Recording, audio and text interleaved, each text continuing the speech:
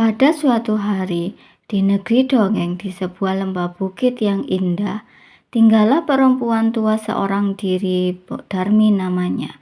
Sudah 10 tahun Mbok Darmi ditinggal pergi suaminya. Sudah 10 tahun pula Mbok Darmi tak pernah menyerah berdoa, memohon kepada Sang Dewa untuk diberi seorang yang mau menemaninya hidup di lembah itu.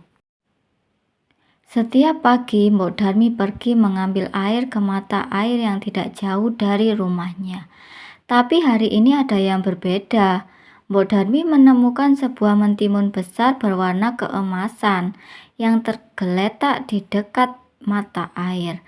Bercampur heran dan gembira, Mbok Darmi membawa mentimun itu pulang. Tiba di rumah, Mbok Darmi meletakkan buah mentimun besar tersebut di meja. Tiba-tiba buah mentimun itu terbelah dua dan nampaklah seorang bayi mungil yang cantik di dalamnya. Mbok Darmi semakin heran saja melihat keajaiban itu, tapi dia percaya bahwa itu semua adalah jawaban atas doanya selama ini. Mbok Darmi merawat dan membesarkan anak itu dengan penuh kasih sayang dan menamainya Timun Emas. 10 tahun berlalu, Timun Emas tumbuh menjadi gadis kecil yang cantik dan periang. Suatu hari, Timun Emas bermain petak umpet dengan tupai kesayangannya. Tak disadari, mereka sampai masuk ke dalam hutan. Di sana, di kegelapan hutan itu, sepasang mata yang besar sedang mengawasinya.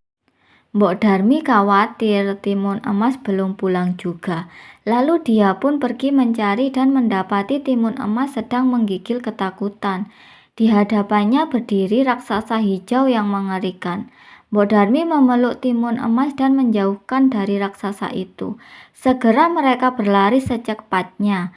Tiba di rumah, Mbok Darmi menyuruh Timun Emas pergi dan membekalinya 3 mantra. Kemudian Timun Emas berlari dan terus berlari. Raksasa hijau pun terus mengejar. Timun Emas berlari ke atas bukit yang tinggi. Di situ dia menemukan rumput duri. Dia teringat pesan Mbok Darmi untuk mengucapkan mantra dan melemparkan rumput duri ke raksasa yang terus mengejarnya. Ketika rumput-rumput itu jatuh ke tanah, keluarlah dari dalamnya akar pohon berduri dan melilit raksasa itu. Tetapi raksasa itu pun dengan mudah membebaskan dirinya dari lilitan akar pohon berduri dan kembali mengejar Timun Emas. Timun Emas terus berlari dan sampailah dia di atas bukit yang lebih tinggi. Di situ dia menemukan mata air yang terpancar dari batu besar. Ingat dengan mantra kedua dari Mbok Darmi, Timun Emas menyiduh air dengan tangannya dan menyiramkannya ke arah datangnya raksasa itu. Raksasa itu pantang menyerah. Dia terbebas dari kepungan air besar dan kembali mengejar Timun Emas. Di bukit yang paling tinggi, Timun Emas bertemu dengan seorang anak laki-laki seumurannya, sedang membawa obor. Teringat mantra ketiga dari Mbok Darmi, Timun Emas meminta sedikit nyala apinya dan melemparkannya ke langit. Maka bola-bola api yang besar turun dari langit dan membakar raksasa itu. Kali ini Timun Emas berhasil menyelamatkan dirinya.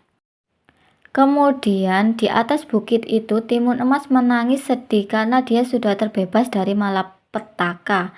Tetapi Timun Emas harus kehilangan Mbok Darmi yang begitu menyayanginya. Anak laki-laki di belakangnya tertegun melihat semua kejadian itu. Perlahan dihiburnya Timun Emas dan diajaknya pergi meninggalkan tempat itu. Anak laki-laki itu menggandeng tangan Timun Emas dan mengajaknya pulang ke rumahnya.